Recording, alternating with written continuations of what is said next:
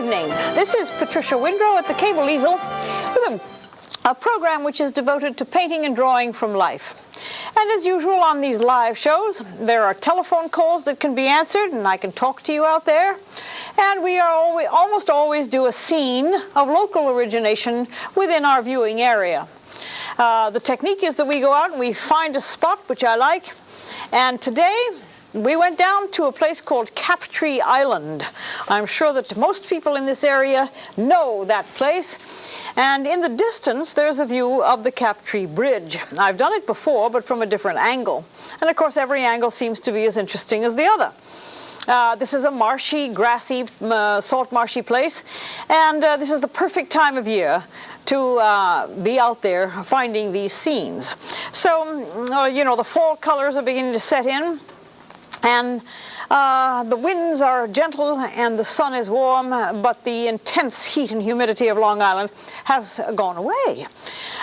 So if you have anything that you'd like to talk to me about, the number is 348-6800, and for the next hour or so we can sit and chat. I will attempt to demonstrate how to transfer a perfectly blank canvas into a scene which is hopefully recognizable, and even more hopefully which is pleasant to look at. I work in oils, as you know, and this is a 16 by 20 canvas which I have coated with a sort of an off-white color because transmission makes it too electronic when it's white. You don't have to do that. If you're working, you can work on white canvas just as well. Behind me there's this large sort of surrealist painting which I've called Pearl Harbor. I did it as a protest against the Second World War. This is the rising sun, Japan's rising sun, and the rose of the Pacific being the Hawaiian Islands, and coming out of the sky are the Japanese beetles attacking the roses. So you may or may not find that either amusing or interesting, maybe even pretty or beautiful or something, but I thought I'd explain the presence of that enormous piece of work behind me. Well, I try to make the set look as interesting as possible whenever we do this live show. So here I have my my little canvas palette, which I find is far more convenient and lighter in weight to deal with. It has all the colors that I need. It has the field in the middle. And so let me start right in by working on the chosen scene, Captree Island. The first thing, of course, with the landscape on this planet is to find the horizon. And this is a high horizon because there's so much interest in the foreground. I'm going to use my little palette here as a ruler, so that I don't have to worry about doing wiggly lines that people might be worried about. But you can use anything you want to as a ruler, a stick on the beach, or anything at all that will help you to make that horizon line run right across the canvas. Because after all, you do want it to be pretty straight. That's the way horizon lines are. If they're kind of crooked, everything is really pretty askew and pretty silly looking. Now we are looking north from a little by road that leads to Captree Island. And so the distant shot that you see here is the mainland of Long Island, if you can call Long Island a mainland. When you're out on the water, the island is the mainland. And that can be slightly wiggly because it is just the distant growth of trees way off there. Probably Babylon and Bayshore are in the distance, as well as Islip. Then come these absolutely remarkable salt marshes. They go right to the horizon and they snake their way through. I think glasses is probably a good idea now because I'm working in small lines. The marshes snake their way through, and it's quite wonderful to see. They have a lovely pattern about them, and I'm showing you how to lay this out. This is a two-line composition so far. And as we progress, you can see that two lines sometimes is more than enough to tell you a very eloquent story of what is happening out there. The grasses grow in this manner. This little wiggly river-like happening here is part of the salt marsh. The design, of course, is absolutely foolproof. You just can't get anything better than this design, especially that it comes comes and it's so graceful in its curving lines. And then we have here pretty much the way this is laid out. So for all intents, this is 1, 2, 3 lines, which is the basic composition. Naturally, there are all the interrupting things, such as this blossom. I mean, this marsh grass that comes intersects the sky and is blowing in the wind. Then we've got the other blossoms but I'm going to paint all that I'm going to paint the background first and get to the foreground blossoms as the very last. The Captree Bridge finds itself here in the distance, virtually invisible in the haze of autumn, which is what we ran into today. It was an absolutely glorious day, but there was a slight haze early in the day. It cleared up very much at night, and now I understand it's going to get cloudy again. So be it. That's what makes the leaves turn nice colors when the time comes. So we have here a basic layout of a very simple scene, which could be considered difficult. Actually, it is not as easy as it looks, but you're going to see as I progress, that it is not as complex as you might feel. So the first thing I'm going to do is to mix the color of the sky, which is the farthest point away, and it is a basis of white, and I always use flake white, because flake white tends to remain very white, whereas titanium white many times yellows over time. This is a base of white and cobalt blue, with a touch of this raw sienna to temper it. The cobalt blue would be actually much too brilliant for the sky color as it was today. It was slightly muted because of the atmosphere. Now, when you mix up a nice generous puddle of blue like this, you have the chances are you'll be able to make it go as far as you need to and won't run out of it. That's the trick, is to be sure that you mix up enough color in the beginning so that you don't run out of this color, because it's sometimes not that easy to match. I'm going to go right over the layout of the bridge, because the sky is behind it. I just had to place it for you and for me in my memory by sketching it in there, but it gets painted over, as you can see. Don't be afraid to paint over your sketches. The sketch is not something which has been carved in stone. It's there to be used or altered as you please. I'm using a number 8 square cut red sable brush and applying the color in small increments, not in great large strokes with a huge wide brush. I find that it does not give you any kind of texture except the texture that you would find on the wall of your house. So I like the texture of applying paint with small brush strokes, and to give you the feeling that in fact there is texture. The sky has texture, although it may seem very flat at times, but it does have its own kind of texture. The number is 348-6800. If you have tuned in and have never called here before, do by all means come in contact, and let's see whether or not we can have some conversation about art in general, painting in particular, and Long Island maybe incidentally, because I always choose scenes that are within the viewing area. That's how we won an ACE award for local origination, and of course if you win an award once, it is absolutely essential that you try to do it again, seeing as how us humans are never really satisfied with just a one shot.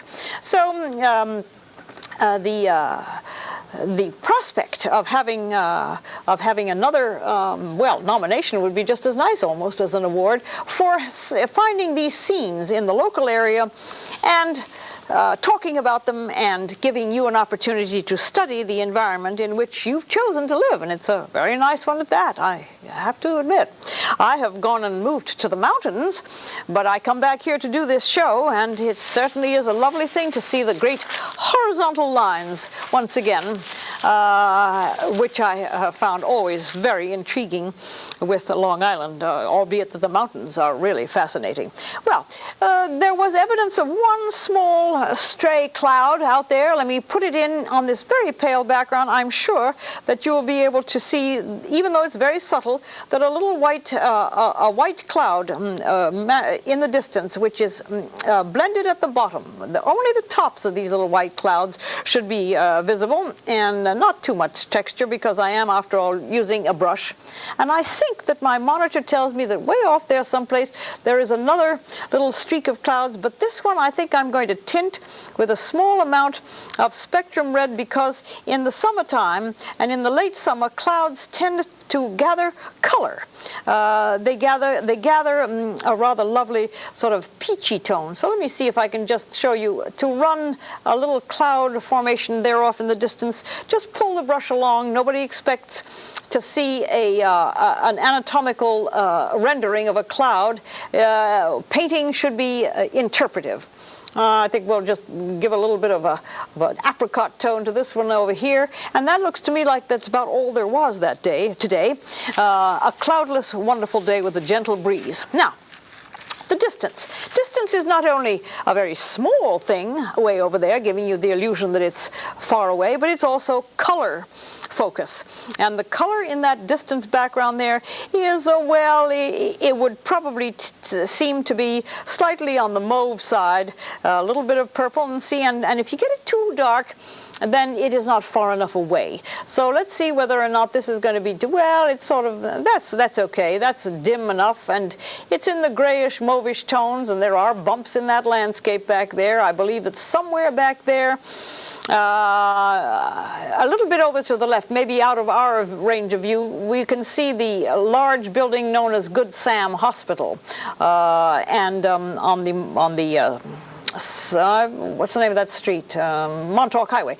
So I just want to orient you to, if you've just tuned in and you don't quite know what I'm looking at, I believe that over there, over to the left in that side of the picture, Good Sam Hospital is. The presence of boats was less today. The season seems to be over, but it's not the end of seasons for seagulls. They were in rather large and wonderful numbers today.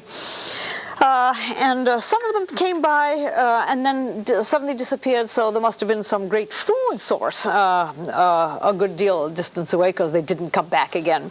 On the horizon here, the bridge is over here someplace to the left of center, but there is the evidence of houses, and they can be put in merely as spots, dots, lines, and little suggestions. I would never suggest that we try to make any of these comprehensible, because they aren't with the naked eye. They are just over there, dotting the landscape with just very pale colors. There's also a water tower over here, which I suppose will identify it even more to some people. Now, that I mean to imply that that water tower should be there in case painters are usually chroniclers. They usually are reporters, and they tell you a story. And if that water tower is there, then it will be identified until the day it's gone, which may not be. And it has a shadow. The sun was coming from the west, and the shadow is therefore to the east of this water tower, and showing you that's where we're located. Visible is one or two legs, but it's almost impossible to see them that far away. However, I'm a realist. I got to put them in. And then there's another white building way off here in the distance someplace, capping the whole thing. So much for that kind of detail way off in the distance. I have a phone call? Good. Let's take it. Hello there. Tell me your name, please. Hello, this is Jim. Hello, Jim. Yeah, I watch you from time to time when I catch you. Good. Are you a teacher in art? Well, in you could say so in a way. I'm here demonstrating, and that's sort of teaching. Yes. Why do you ask? Well, my own experience is I don't have any formal training except what I had in the high school art classes, and I sort of been drawing on and off for years. And I find that it seems to me, I was wondering, this is more of I wanted to get your opinion. It seems like to me some people have a natural talent, because I have a very hard time with the anatomy, trying to draw people. Yes. I struggle with that a lot. Yes. And I don't know whether I'm improving or not, or what the. How do you feel? Do you feel that people are one of the hardest things to draw, in your opinion? Yes, Jim. Yes, absolutely. You have picked the most difficult thing of all, painting the human being. Well, not painting. I don't do any painting. I do mostly drawing with pencils and pens. Good. Although I admire your work. And perspective. Do you think that some people have a natural talent for art, or whether somebody like me who struggles with it so much, whether if I keep at it, I'll improve? Why, of course. You think so? Absolutely. There's a very tiresome old saying that says practice makes perfect. I am self-taught, Jim. I never had a lesson in my life. Oh, gee, that's great. That probably explains the one time I watched you do you were, I think, in Smithtown on 25. I watched that program. That was about a year ago. I don't even know if you remember that. Yes. You didn't like painting the cars. I never forgot that. You said, I'll paint the car. I don't really like painting cars. Is it because you have trouble with perspective? No, it's because I'm not interested in them. Okay. I really don't care about cars. I really, it just does not give me any kind of a pictorial, emotional response. I see. But that's very amusing that you would remember that. I remember many of your still lifes, and I try to catch you once in a while to watch you develop your paintings. It's interesting. Well, I'm so glad, but Jim, don't be discouraged. The fact that you are not formally trained doesn't mean anything. I am not either. Well, there are many books that I've picked up in the bookstores that are helpful, but it seems like the people that are teaching it, I don't know, they're just showing you, they're pointing out things, anatomical things that you otherwise might not notice, but the human figure, to draw that it just moves in so many ways. It seems like it's something that you could do for the rest of your life and never really get good at it. I mean, never get where you want to get. I don't know. You look at these statues that are done in marble. It's just unbelievable. Some of the things artists do. Well, I agree with you there. I think that an artist's life is not just having a good time putting paint on canvas, but it's also that incredible struggle that you're talking about. Oh, unbelievable. And so, I mean, you've picked the hardest thing in the world to do, and all I can do is to tell you that if you keep at it and you've got a desire to do it, something's going to give. Something's going to happen. I hope. All right. Thanks for your time. I enjoy your program. Thank you for calling, Jim. It was nice talking to you. Yeah. Good night. Good night. As I talk, I paint because I think that the time goes by too fast to simply stop.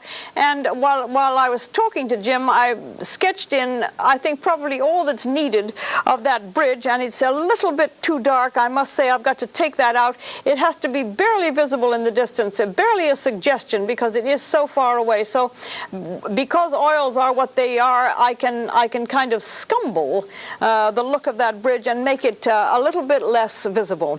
It can't possibly take over in color or anything. It's just got to fade off into the distance, but just be a suggestion that's there. It's what is called the subtle approach to an object which is far away, and it's essential that object be there, but it must not be too dark. I find that somewhere in the distance there's a rather nice, wonderful sort of a sepia-toned area, but I also see peeking through is a very pale a little streak of water here, which is way off in the distance, and that's probably something to do with the rest of the bay as we're going across. And it's barely visible, but it's definitely there. And so let me get it in before I put the rest of that salt marsh in. This is a simple composition, but it has many surprises and some wonderful little small things which go by unnoticed in the beginning, such as this spit of water here that I had not seen earlier when I studied this videotape. By the way, videotapes, everybody seems to have a camcorder, and you can all use the technique which was developed here on this program. I thought about the use of the electronic camcorder as people can go out and shoot their own scenes and come back and work on them at leisure in their own houses. So possibly this kind of thing could interest the people who are watching, that they could do the same thing. Well, here's that very tiny spit of water that is the rest of the Great South Bay, and there are these marshes that have turned this color because of the time of year. It's a mixture of white, yellow ochre, touch of orange, and maybe that's it for now. And some of them are pale, some of them get darker, and it's quite the best time of year to catch these autumn colors. There's no evidence of trees here, but the marshes are telling you just about what's happening out there, that these things are slowly fading and dying and drying up and getting ready for the great winter winds. I'm going to be talking a little bit about going out in the winter time as the season progresses, but I'm not going to be here up in the November program is not going to be live because it is the Thanksgiving weekend, the last Tuesday, and it is not wise for me to be traveling on that weekend. But I will be here for the October show at the last Tuesday of October, and then possibly Thanksgiving I shall be forgiven for not coming because it's just not wise, and I don't intend to travel on holiday weekends. It's just too traumatic for me. I'm putting in here the lower part of this marsh. It's the part that's in shadow. It's well, it's a combination of a little bit of phthalo blue, which I use very rarely, but I like to use it in place of black, and this burnt sienna, which is what is giving me the dark tones that I need for the bottom part of these great, wonderful salt marshes that are unique to Long Island. And I am sure anybody who has been out on the waterways of Long Island will know that the salt marshes are absolutely one of the more intriguing parts of this area, and in the summertime, of course, they're brilliant green, and in the winter and in the fall and the winter time, they turn this very warm and wonderful pale yellow ochre with streaks of light in them and so on. Such that when the sun hits hits certain parts of it, it becomes light struck, and such as you can see these lines of light that I'm putting in here to show you that the tops of this particular area has been struck by the sun. Well, the water, of course, being a mirror to the sky, is going to be the same approach of mixing the color beforehand so that it's all the same. It is distressing to see sometimes how colors change because not enough was mixed at the time of mixing. So be generous. I know that colors are expensive, and I know that paints, it's tempting to try to economize, but it is much wiser than to run out of the color and then find yourself in a real pickle trying to match it. Okay, I have another call. Peter says there's another call, so let me take it. Hello there. Tell me your name. Hi, my name's Julie Hafnerowski. Yes, Julie. I have a question for you. I just can't seem to get the shading right when I'm doing the water. How exactly do you mix the blues together to get the reflection of the sky? Well, Julie, Julie is your name? Yes. Julie, there is no pat answer to your question. Yes. There simply is no pat answer because the time of day and the atmospheric circumstances. Are you attempting to do these water scenes without ever going out there in the... Oh, no, I pass it every day. Do you sit there and work at it? Well, I'm trying. My husband Charlie is trying also. Good. Well, the best that I can advise you is that there is no formula. I cannot tell you mix blue and green and yellow and purple and so on and you'll get the reflections. It has to be observed. And you have to be able to know when blue is on the purple side or on the green side. Right. Do you follow what I'm saying? Yes. So, for instance, here I find that the difference in color as I'm doing this particular line tends to be a little bit on the mauve side, and for some unexplained reason, this is darker here. It must be some water disturbance in the distance that I'm unaware of. But I'm merely painting what I see. Mm-hmm. I just can't seem to get it to look natural. That's all got to do with technique and blending, I think. Well, I'll keep trying. Well, good. When I get over to this area here that I'm working on the marsh, I think maybe that might become a little bit more clear. And if you're as curious as you seem to be, I'm sure you'll stay tuned. I will. Oh, good, Julie. I have one more question for you. Of course. Is the camera work live? Well, not live, but do they set up the crews there to take the pictures of the water right there? Oh, yes. We were out there today. Oh. We were there at exactly, let me see how, it was about 1:30 this afternoon that we were out there. Camera crew of 1 and me. Oh, what a camera job it is, too. Well, Matt Garfine came out with the camera, and he took it. He's directing the show, and he's one of these talented young critters that are running around the television business doing these wonderful things. Oh. And he was the one who was out. So when you talk about they, you're actually talking about 1. Oh, okay. And that's why I say that anybody who has a camcorder can go out and do this kind of experiment with it and go back and have an opportunity to study much more clearly than to be out there with the bugs and the mosquitoes and the wind and so on. I'll have to try it, Pat. Do you have a camcorder? Oh, sure. Well, do it then. You got it. Fine. This weekend, I'll be there. You bet. Thank you. Bye-bye, Julie. Bye-bye. Good. Well, you see, there is always the possibility that this technique can actually be very helpful to people. It is not intended to appear tricky to anybody.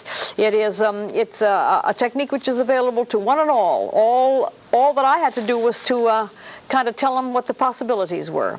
Okay, I'm trying to get that strange differentiation of color here in this wonderful stream. I think I don't have enough mauve in the blue, so I'm going to start all over again, and this is what happens when you're dealing with pure color. Pure color is extremely difficult to get. Anybody who's played with color knows that when you want something absolutely pure, you really struggle to get it.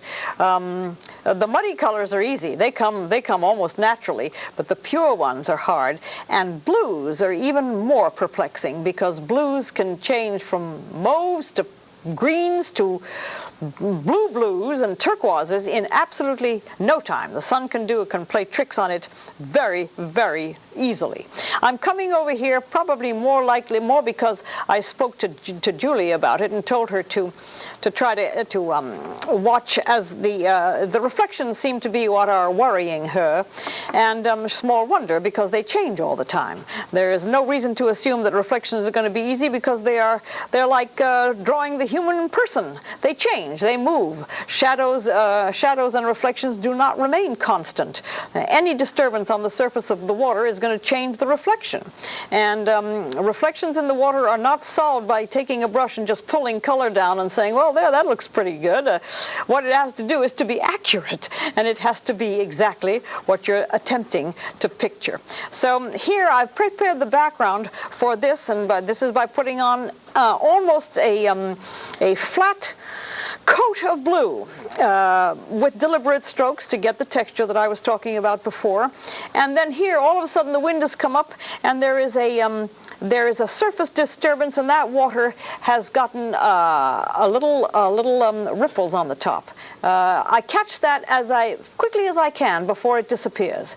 Now, that's the best that I can hope for now. I can rework it later and get more of the ripples later, but I must get it in while it's happening so that I don't forget it.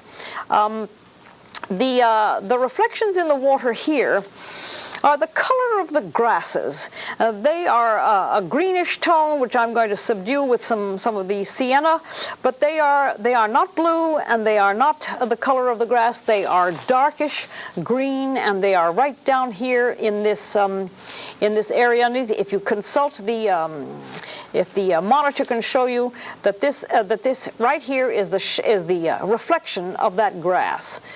Usually it's the color of water. This time it happens to be the color of the lower part of the grass, where the grasses are dark green. It is also slightly feathered because the water does have a water tension to it, and there is and the grasses above it are waving, and therefore you're going to get this not a perfectly straight line, but for the most part that's the way it is. But I think that I must make it even darker, so I'm going to go directly into the sienna and and the phthalo blue and some of the burnt sienna is absolutely essential when you're doing this kind of fall scene, something which I suppose would be of inordinate value to people who are wondering about what colors I use. And I'm rolling this brush to be able to get as much of the dark as I can on it. The grasses will come above it, but I must get the dark first because my blue is now. Well, let me see if I can give this a little bit of texture here. For the most part, let me change the brush. The greens above there are quite dark, and the tops of them are inexplicably, they are yellow ochre. So let me get the green in with as much texture as I possibly can, and I'm working contrary to what I usually say, but before the sun changes these colors, I want to get all this in very clearly so that the green doesn't escape me. I'll get the texture of the grass in a little while as against the pale, but I must get that in, and you'll learn as you watch me that I move fast when I'm afraid that I'm going to be losing an effect, because it happens in almost no time. The need to mix the colors quickly and to get in there, such as this darkness here underneath the grass, may go away any moment now. I may find that it has escaped me. So speed is something that one attempts to master, as well as observation, but to get it in before it changes, it's the same as trying to draw birds in flight. You will drop whatever you're doing in order to be able to catch that bird before it goes away. So for the most part, the texture of this is probably as acceptable as any. I'm going to get back to the wonderful tones of this of the marsh grasses, which only a few weeks ago were green and are now this absolutely delicious color, which is a sort of yellow ochre, a touch of mauve, a touch of apricot. And it's really, you really must get out and see it. It's something not to be missed, and it'll be vanished in a matter of very short weeks. All of this color scheme is going to be gone, and of course, maybe with it will be the ability to be outside looking at it all, because it gets bloody cold here very shortly when the winds kick up on the South Shore. See the introduction of the mauve there is what I see. I'm going to break. Okay, let me. I'm being given a signal that I should break for just a moment, which I'll do, letting you in on the things that happened here in the studio. Suddenly somebody says to break. Well, I'm happy to break because I'll be back in a matter of seconds. Don't go away.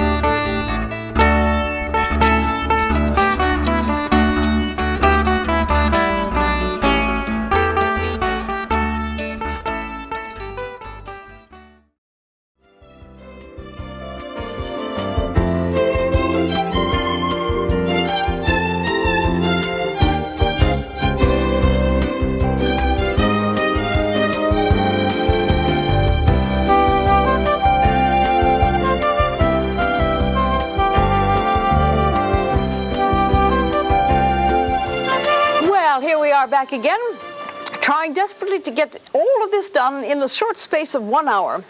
And no intention that it's a fine arts, but it certainly is that I want to finish a demonstration. I'm working on the grasses in the foreground here. The oil is wet, and it is making me able to give that feathery look to the grasses. I can continue to put some details on it, such as this. By that I mean I will take a brush full of color, and I will go up into the wet oil and show you the thinness with which one can make the strokes of grass just by turning it into a kind of an ink. And you can see that the grasses can be very, very thin, and this is the only time that you will do it, when it's in the foreground and the focus is possible to see it. You would never do these grasses in the middle ground because you simply can't see the details that far away. And so focus and distance is done not only with color but also with the size of things. And these are all little things that I talk about as I go along, hoping that it does not interrupt the entertainment or whatever entertainment this may have, to go into these details of what happens when one does the grasses. I think that Julie and her husband, who seem to be trying so hard to get the feeling of how to do this, might be glad that if I spend a few moments to show you how the grasses and things in focus have to be handled. There are so many elements to painting and so many things to be considered that sometimes it's a little bit difficult for me to know which ones to zero in on. So the best thing that I can hope for is phone calls that can clarify what it is that most people find trouble with. So here we're getting into this sort of a gray area which is hidden behind the plants, but it has to be put in, because this is what I call preparing the background for the foreground. Actually, I'm preparing the middle ground for the foreground. And the need to put the color in there is that you're going to have things painted on top of it. So here's the beginning of the foreground color, which has now become rather pale, and also in the rosy tones here in the foreground. Not exactly the same color as in the background, but as you can see, the need to be very observant, and being observant is when you're out there doing it. I remember, of course, a great deal of this because I was there today, and so I'm not relying entirely on the videotape. I'm relying a great deal on what my memory tells me. However, observation is what makes the difference between a kind of a hopeful desire that this will look like what it's supposed to be, or an actual rendering of it as accurately as possible. I may not be able to get to finish this, but I promise that at my studio I will finish this and show the product when it's all done, because, as has been reiterated a number of times before, it is a fool's errand to think that you can produce a complete and fine work of art in a short space of 1 hour. I would never dream to put myself up as the kind of a wizard that it would take to do that. So, and here I'm going to introduce the pale green that's in the foreground, meeting that amber tone of the grass. That's one of the things about this time of year. The colors are so subtle, but they are also at the same time sometimes quite startling, whereby that greenish that apricot toned marsh here, almost flesh tone, is turning into green as it comes towards you. I do want to get the reflection in the water very clearly established, but I want to unpaint some of this so that this line of dark grass does not look like it's a ribbon or that it's too harsh. It has to blend very subtly, because grass is, after all, a very subtle little thing. Millions of those wonderful blades that bend and sway in the wind, but when they're all put together, they have a lovely texture, and certainly what makes landscape painters turn on, as it were. Here's the way I would approach the foreground of this piece, and then show you that down here it is exceedingly dark. I'm using pure sap green and the burnt sienna for underneath here, which is where the drama of the foreground comes. All of this is going to be extremely dark and attention-getting, and it all has to be blended and made to look as if it is actually hitting in the water. So you don't know where the land ends and the water begins, which is one of the great challenges of this kind of painting, to be able to determine, to clarify that to the viewer, saying where does that really begin and where does it end. So Don't forget now, I suppose it's getting a little bit on, but I will give you the number again. Oh, good, there's a call. I was going to give you the number. Hello there. Tell me your name, please. Hello, this is Charlotte. Yes, Charlotte. Hi, I enjoy your program first, and also I want to ask you about the canvas. Do you have a primer on it, or it's gray? Yes, I have a primer. I have a primer on it. I always work on primed canvas. Don't make the mistake of ever working on the raw canvas. Good. The painting won't last. Oh. Also, how in the world do you stay so clean? Do I stay so clean? Yes. Oh, I mean, you always have I always get so dirty. Well, Charlotte, if you could see my wardrobe, you would weep bitter tears for me, because I do not own a piece of clothing that does not have paint on it, as well as my handbag and my shoes and the seat of my car. So whatever you see, it's all fake. It's all fake. None of it is true. I'm an absolute, I'm a disaster as far as clean is concerned. One other thing, would you have a portraiture one day? A portrait show. Sure, I've had a few of them. Yes, I know. I enjoy them very much. Good. I think that maybe your suggestion, you are Charlotte? Yes. I think, Charlotte, I shall take that suggestion to heart. I would appreciate it. Thank you. And you're doing a wonderful job. Thanks for calling, and thanks for those kind words. Thank you. Bye-bye. Bye-bye. Well, I got the dark, dramatic thing in as best I could. And now, for some strange reason, there is a sort of a yellow ochre, dark green tone here, which is very mystifying, but I'm not questioning it. I'm going to put it in just like I see it. And hopefully this is going to give us the illusion that I'm looking for, that this reflection here, this is for Judy and her struggling husband who is worried about reflections. But now I have to prepare the water area to receive those grasses. And the water area is quite dark. It tends to almost be purplish blue in the foreground here. Inexplicably, it has done that. I don't know why, but I'm not questioning it. All of this wonderful water down here has turned very dark. It's probably explainable, but I'm not going to take the time because I wouldn't know how to start explaining it. But here's the way I would like to handle these reflections, and I'm going to get that brush soaked with turpentine again and try to show you how I do these, how I would do the reflections. And of course, I am zipping through this as quickly as possible, but they would of course be upside down. And well, let's see if I can get that a little bit more comprehensible. From what I see from the monitor, this is what I'm seeing, and then I'll blend it all together. There is no way in the world that I would take another brush and pull all this color down. I paint these individually so that it is purposeful and it does not rely on the accidental. My canvas, of course, is now sitting behind the easel's lip here, and it's getting in my way. But I think that for the most part I can explain to you. Now I'm going to take a wider brush, a little bit softer brush, and I am going to attempt to blend this into the water and see whether or not I can pull this off as a reflection. The reflections are as difficult as painting anything, and they cannot be faked, and they ought to be worked at. Especially that a scene like this, most of the story is told in reflections. The cool water, the green, the grasses, and so on. So here's another call. So the purposeful painting is what I'm after. Tell me your name. Hello there. Yes. Hi. Hi. How you doing, Pat? How you doing? How are you? Who is this? Mike. Oh, Mike, again. How are you been? From Sound Beach. Yes, Sound Beach indeed. No, I spoke to you quite a few years ago. Oh, I remember, Mike. Did I call you at your house one time? Yes. Listen, I think you're one of the greatest. Thanks. No, that's very kind. The natural painter. I mean, you brought a lot to Long Island. Thank you, sir. There's a monument for you.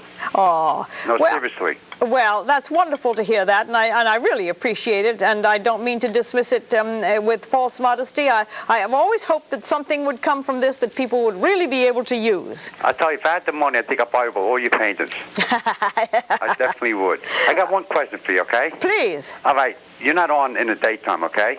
No, I'm on in the evenings. All right. I know this. I watch you constantly.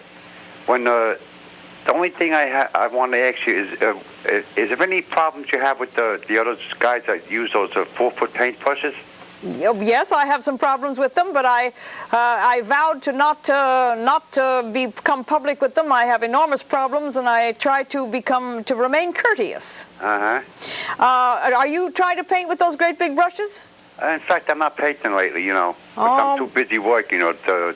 I'm a carpenter, so you get all the work you want. Yeah, well, I mean, you get the work and you do it before it goes away. I understand that. Right.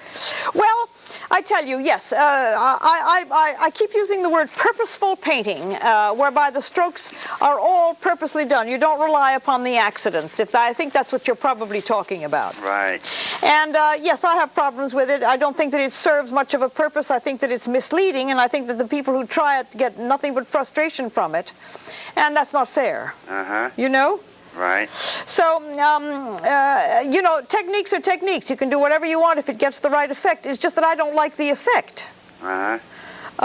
If the effect was good, I would be the first one to admit that it works. But I don't think the effect is good. See, I'm watching you about since you started this picture. It's beautiful. Oh, thanks. I mean, like you know, it looks like a photostatic copy.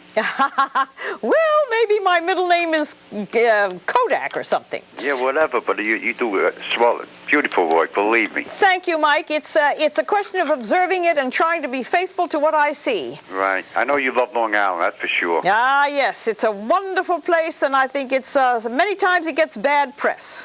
Right. But if we can preserve all these neat places, I think that we've won the game. I think so. Thank you for calling me, Mike. It's always nice to hear from you. All right, take care of yourself. You bet. Bye-bye. Bye-bye. Yeah, you know, preserving this place. Boy, there were some people on the beach today, and I said, isn't this the greatest day? And they said, yes, we better grab this while we can before they close them all down. And of course, that, you know, strikes terror into the heart of anybody who is, you know, who really cottons up to this kind of thing. Now, what we have here is the preparation for putting those growing things in. I'm not sure that there will be time, but I am going to do that one that's been, you know, swaying in the breeze for all this time, and it comes at approximately here, and I'm going to run its stem down dead center here. It takes a little bit of, I must say, a little bit of chutzpah to run your brush in the front of something that you have just bothered to paint in great detail. But that's the way it's got to be done. You have to do it by preparing the background first. These strange marshy things, these grass heads, are have an anatomy all their own. They've got to be looked at very carefully, and they have to be faithfully rendered, otherwise they could just be anything. They happen to be Long Island salt marsh grass. They are not Italian, they are not French, they're not Chinese, they're Long Island. And if you don't observe them and get them right, somebody's going to call you on it and say, what is that supposed to be? That's nothing that grows here. That's something that we try to avoid at all costs. So these Long Island marsh grasses call for the botanist in me. I'm not a botanist at all. I'm just a careful observer of the flora and the fauna that grow here on the island. And I don't want anybody to say she's completely out of her mind. That stuff does not exist here, because it does, and it grows in this manner from what I'm observing from the monitor and from my reference material. So I'm not going to attempt to do it all, because I want to show you how to handle the white flowers. I do not know what they are at all. They are a new type of thing to me. If I knew, I would have told you, and I'm going to look it up if I possibly can to find out what the white ones are in this general area. They're a beach something or other, but I don't know what. And I suppose that I'm going to have to just interpret them as best I can. Now, there is one blossom that is coming out here. I'm going to do it with a stipple technique. This is perfectly acceptable. The little leaves that come out of it are pointy, and then the blossoms come over it. So, but let me get another brush and get one of those little green leaves in there to show you that there is actually an anatomy to this plant, to this little wonderful green leaf. There's another call. Yes, hello there. Tell me your name, please. Megan Grimes. Hello. Hi.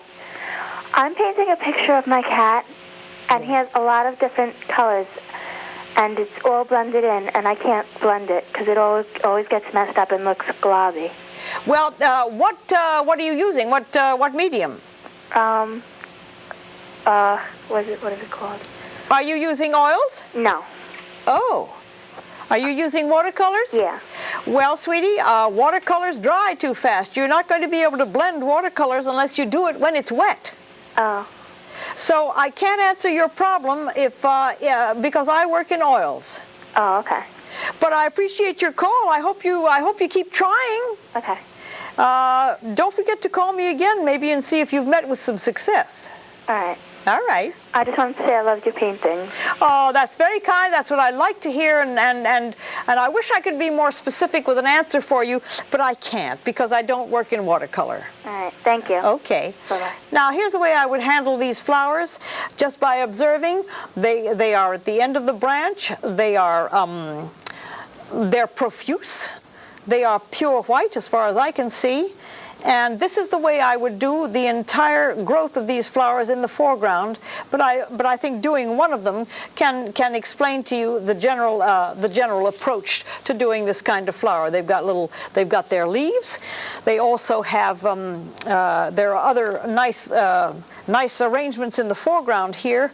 But these leaves are getting grayer and browner as time goes by because the season is changing, and they are losing their intense green, but they're getting another nice substitute color.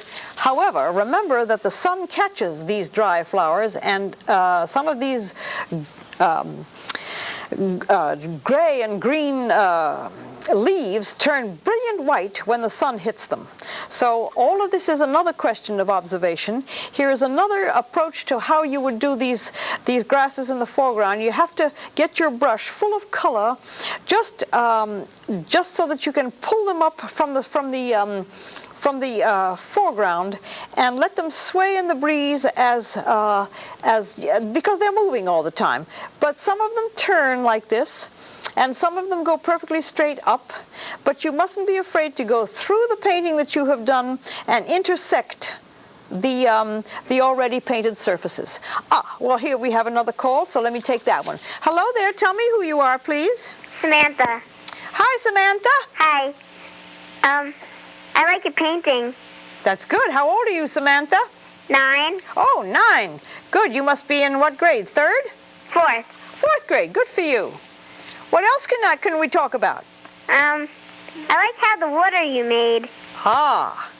Well, you saw me do it. And I like the colors. Oh, well, it's all out there. Do you paint at all yourself? Yeah. Good. And? I like to draw. That's even better. Where do you live, Samantha? Wisconsin. So you have the access to the water also. You can go out and see these wonderful places too when you're not in school. Yes, I can. Right. Well, next time you go out, take some paints maybe. Yes. That'd be good. Okay? Okay. Thanks for calling. Thank you. Bye. Bye-bye. Now, you see the flowers that are in this foreground here just go right over the others, the painted background, which may or may not have been known by the people who are trying to paint, such as Judy and her husband. But you must prepare the foreground to receive all of these things, the middle ground to receive these things that are in the foreground. And this is this may be just a little tip which could be helpful at another time. As you can see, the brush changes, the technique changes. I want to be able to be sure to get these leaves in here, and then you can cover the entire foreground with these white blossoms. But be sure that there is observation, and that you have as faithful as you possibly can to the structure of these flowers, simply because painters are recorders. We are reporters in some kind of a fashion, and there is a loyalty to your subject matter that you probably ought to be very conscious of. I noticed that these leaves are pointed, and then when they're in profile, they're very long, like this, and they change. So for the most part, if you're going to do a foreground such as this with these flowers, be sure that it's accurate. Otherwise, just let the painting do without them. You don't have to have these flowers in the foreground, even though they were there, but it's always nice to know that you can, in fact, meet the challenge of doing this kind of thing, and it is not easy. I kid you not. There is nothing about this that is easy, but it is also worth the effort to find out how you do this. Stippling these flowers is perfectly acceptable. What is not acceptable is using an enormous brush or a sponge. Now, I've used sponges, but that's in mural painting when you're covering 17 and 18 feet. When you're doing something such as this, you can afford to take the time and do it one by one. All right, here is the introduction of the white blossoms. Now, this is pure paint coming right out of the tube. It's being put on in an impasto technique, which means quite thick. And so be it. It will take many weeks to dry. It has to be put in a safe place, far away from anything touching it, because anything it touches will get full of paint. But at the end of a number of weeks, and I would say that it should be, well, in a heated house, it should take maybe 2 weeks to dry, just without any radiator heat or any house heat. It should take maybe 2 weeks to dry. And putting the paint on pure is great fun. It should be done without any embarrassment to use it really thick. And as you can see, I keep going back for more paint all the time. And if anybody who is watching this knows the name of this particular beech growth, I would appreciate hearing about it.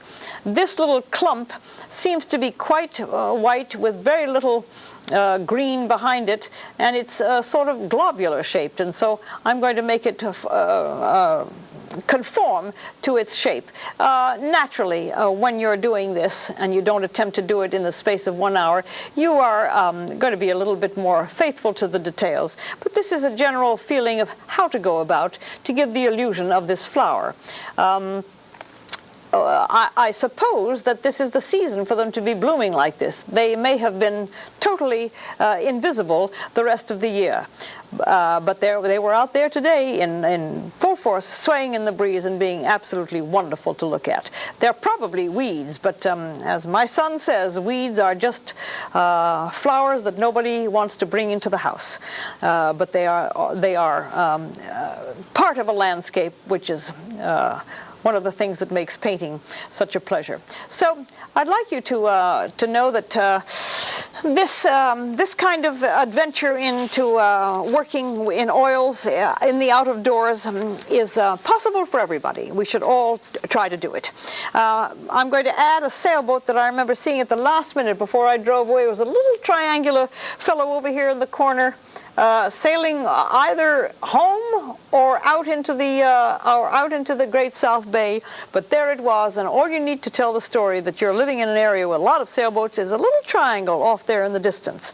Signing a picture is of importance to all sorts of paintings. It gives first of all the fact that the artist was willing to bear his name for the public all to see, and for you to and for him to not, for the painter to be sure that that people might wonder who did that.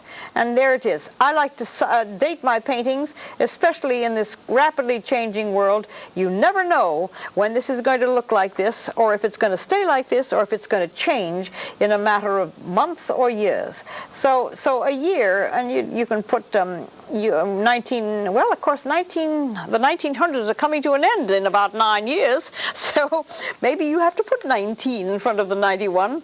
Certainly it's not 1891, but pretty soon I'll be signing paintings that say 2 something. Absolutely astonishing to have seen the 20th century come to an end in only 9 years. Are you ready? I think I am. Anyway, more of these flowers in the foreground would be in order. I will continue painting this. If any more calls come through, we can have some conversation. But in the meantime, this is about the sum total of what I am willing to attempt on this particular session. Thank you for watching. This is Pat Windrow at the Cable Easel. I'm glad you all called me when you did, and I'll see you the next time. Bye-bye.